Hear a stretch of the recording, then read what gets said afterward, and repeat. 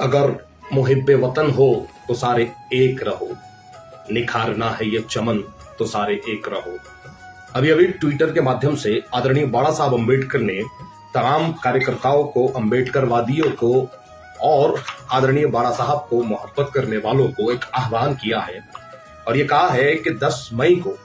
जो आदरणीय बाला साहब अम्बेडकर का जन्म दिवस होता है और बड़े हर्षोल्लास के साथ राज्य भर में लोग इसको मनाते हैं। आदरणीय बाला साहब ने कहा कि इस मर्तबा मेरे जन्मदिन पर कोई केक नहीं काटेगा, लेकिन हाँ 11 मई को एक तिरंगा रैली अपने अपने शहरों में की जाए ताकि हमारे देश के वीर सपूतों को, वीर जवानों को, इंडियन आर्मी का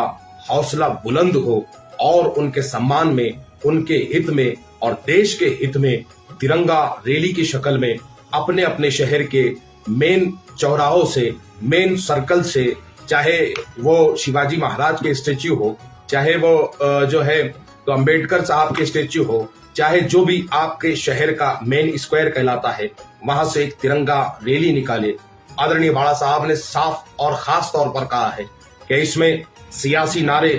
राजनीतिक स्लोगन ना दिए जाए। इसमें अगर कोई नारा लगेगा तो वो भारत जिंदाबाद का नारा लगेगा